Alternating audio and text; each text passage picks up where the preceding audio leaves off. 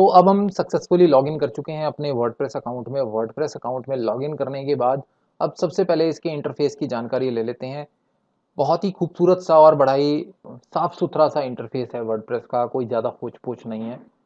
Everything is much clear. देखिए, सबसे पहले आप लेफ्ट साइड मेन्यूज की बात करते हैं। पहला है डैशबोर्ड। डैशबोर्ड में आपको वर्डप्रेस की बेसिक इन्फॉर्मेशन मिलती है, ज़्यादा कुछ नहीं होता है डैशबोर्ड पे। हमारे यूज़र के लिए कोई फीचर्स नहीं है।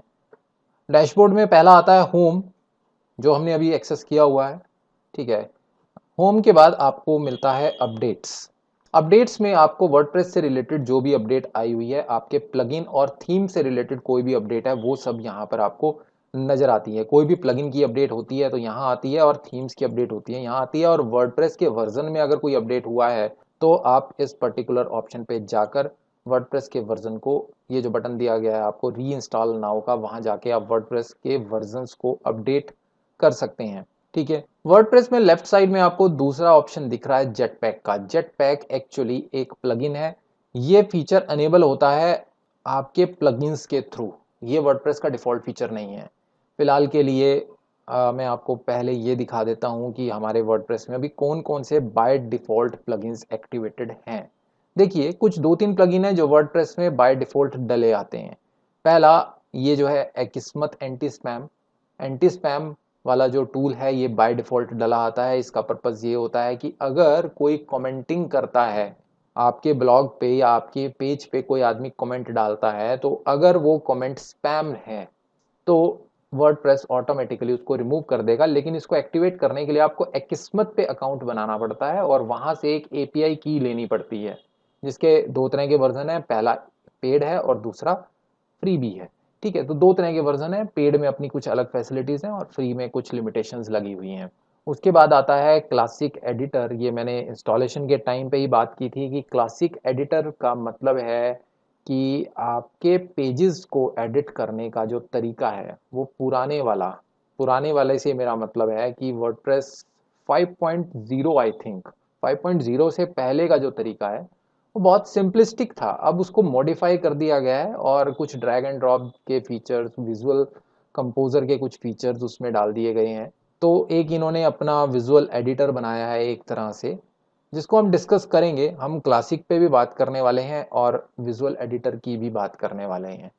तो अगर हमने क्लासिक एडिटर को इंस्टॉल किया हुआ है तो आपको पुराना इंटरफेस और नया इंटरफेस दोनों ही देखने को मिलेंगे। अगर मैं इसको डीएक्टिवेट कर देता हूं या अनइंस्टॉल कर देता हूं तो मुझे पुराने वाला नहीं देखने को मिलेगा। वर्डप्रेस का एक डिफ़ॉल्ट प्लगइन और है हेलो डोली के नाम से। ये प्लगइन कुछ भी नहीं करता है। ये सिर्फ एक होप है, एंथुसियाज्म है जो वर्डप्रेस क्लेम करता है कि पूरी जनरेशन के लिए। बेसिकली हेलो डोली के नाम से एक गाना था बहुत पुराना, और जब आप इस पर्टिकुलर प्लगइन को एक्टिवेट कर लेते हैं तो आपको उस गाने की कुछ लाइंस आपको टॉप में दिखती रहती हैं। इसका सिर्फ इतना ही पर्पज है। एक्टिवेट करके मैं आपको दिखाता हूं। आप देखें, ये ऊपर लाइन आई है, I feel the room swaying. ठीक है। तो ये हेलो डोली गाने की कुछ लाइंस हैं। ये कॉन्टिन्यूअस अपर राइट में आपको चलती रहेंगी, बदलती रहेंगी। फिलहाल के लिए हम इसको डीएक्टिवेट रखते हैं। ये वर्डप्रेस मैं जब से देख रहा हूँ तब से हेलो डोली का प्लगइन बाय डिफ़ॉल्ट आ रहा है। कुछ इमोशंस जुड़े होंगे शायद वर्डप्रेस बनाने वालों के इस गाने से, जिसकी वजह से उन्होंने इस गाने को प्रमोट करके रखा। ऐसा कई बारी होता है। आपने नाम सुना होगा ओकला का, ओकला स्पीड टेस्ट। जो स्पीड टेस्ट डॉट नेट है ये एक्चुअली ओकला कंपनी का बनाया हुआ है, और इनके भी कुछ ऐसे ही इमोशंस थे एक कैट से। उस कैट का नाम था ओकला, और उस कैट के मर जाने के बाद उसकी याद में ही इन्होंने स्पीड टेस्ट को बनाया था। तो बहुत इंटरेस्टिंग स्टोरी है। कई बार आपके इमोशंस ऐसे होते हैं कि आप एक चीज को कंटिन्यू करते हैं। एनीवेज, अभी हम ना तो ओकला की बात करने वाले हैं ना डोली की बात करने वाले हैं।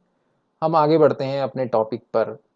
ये मैंने आपको दिखाया प्लगइन्स का डैशबोर्ड। ये बहुत सारे प्लगइन्स एक्टिवेट हैं। मैं फिलहाल के लिए सारे प्लगइन्स पे टिक लगा के इनको डीएक्टिवेट कर रहा हूँ, क्योंकि मैं आपको वर्डप्रेस के बेसिक डिफ़ॉल्ट फीचर्स सबसे पहले दिखाना चाहता हूँ। जब सारे प्लगइन डीएक्टिवेट हो गए हैं तो आप देखें लेफ्ट साइड में ज़्यादा मेन्यू नहीं बचे हैं। मैक्सिमम मेन्यूज कोई ना कोई प्लगइन जनरेट करता है, और ये वर्डप्रेस में आपको इस चीज़ का ध्यान देना होगा कि हर प्लगइन अलग तरह से काम करता है, डिपेंड करता है उसको बनाने वाले डेवलपर के ऊपर, उसको बनाने वाले की सोच क्या है उसके ऊपर पूरा डिपेंड करता है। तो कोई प्लगइन आपको अलग से मेन्यू दे देगा, कोई प्लगइन आपको सब मेन्यू दे देगा, कोई प्लगइन कुछ भी नहीं देगा, डायरेक्ट सेटिंग्स में जाना होगा उसकी और वहां से आपको ऑप्शंस मिलेंगे। तो वर्डप्रेस पूरी तरह से कस्टमाइजेबल है, हर डेवलपर अपने हिसाब से इसको कस्टमाइज कर सकता है, जिसकी वजह से ये बहुत ज़्यादा पॉपुलर भी है। ठीक है, तो ये डिफ़ॉल्ट फीचर्स हैं वर्डप्रेस के जिनकी आज हम बात करने वाले हैं। देखिए, डैशबोर्ड में मैं होम और अपडेट्स आपको बता चुका हूँ। अगला जो फीचर है वो है पोस्ट। देखिए, पोस्ट में ये 4 तरह के मेन्यूज़ आपको मिलते हैं। पहला है ऑल पोस्ट। ऑल पोस्ट में जितनी भी पोस्ट आप डालते हैं, वो सब आपको नज़र आती हैं। ठीक है? जैसे पोस्ट में ये 4 ऑप्शंस हैं, उसी तरह से पेजेस में भी आपको ऑप्शंस मिलते हैं। तो पोस्ट और पेजेस पर बढ़ने से पहले हमें ये जानना जरूरी होगा कि पोस्ट और पेज में डिफरेंस क्या है। देखिए, टेक्निकली दोनों बिल्कुल सेम है। मैं फिर कह रहा हूं कि टेक्निकली दोनों बिल्कुल सेम है, दोनों का काम करने का तरीका शायद 99.99% सेम है। एक दो फीचर्स पोस्ट में ज़्यादा आ जाते हैं, पेज में कम आ जाते हैं। जैसे पोस्ट में कमेंटिंग अलाउड है, पोस्ट में डेट वाइज सॉर्टिंग अलाउड है, पेज में वो नहीं है। ठीक है, लेकिन वर्डप्रेस का जो बेस है ना, वो पोस्ट और पेजेस में ही सिमटा हुआ है। तो पोस्ट और पेजेस को अब मैं आपको डिटेल में समझाऊंगा, और उसको भी समझाने से पहले मैं इस बेसिक इंटरफेस का एक क्विक ओवरव्यू दे देना चाहता हूं। ठीक है, पोस्ट में आप नया पोस्ट बना सकते हैं, पोस्ट की कैटेगरीज को सेट कर सकते हैं, पोस्ट के टैग्स को सेट कर सकते हैं। ठीक है, कैटेगरीज और टैग्स का पर्पस एक तरह से कैटेगराइज करना ही होता है। टैग्स आपके कीवर्ड की तरह से काम करते हैं, और कैटेगरीज आप पर्टिकुलर किस कैटेगरी में उस पोस्ट को रखना चाहते हैं, आप वो कर सकते हैं।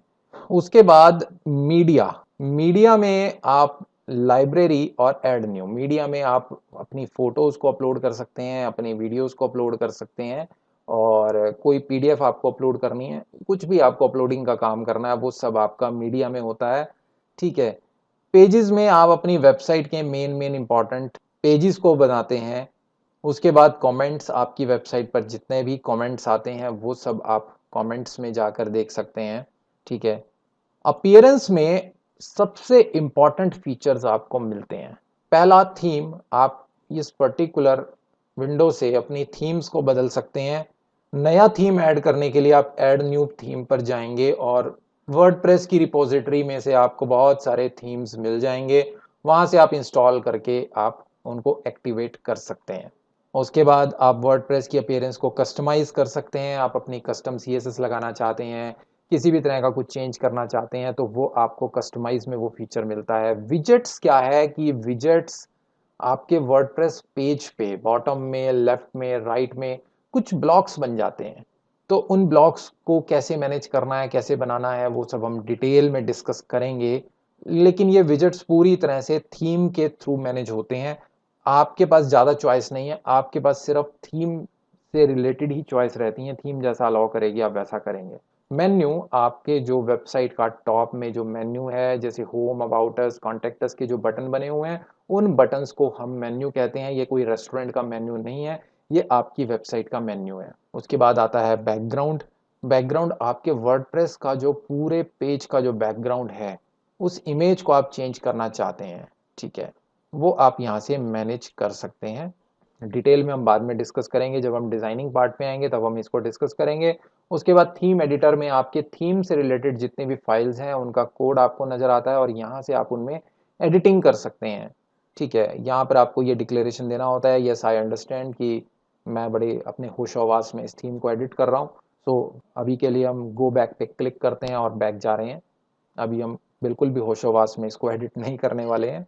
थीम से रिलेटेड एक इम्पॉर्टेंट इन्फॉर्मेशन हो रहा है कि थीम को जब आप एडिट करते हैं तो उसमें एक चीज़ का और ध्यान देना होता है कि एडिटिंग के लिए आपको चाइल्ड थीम पर रिलाई करना होता है। उसके बारे में भी हम बात करेंगे।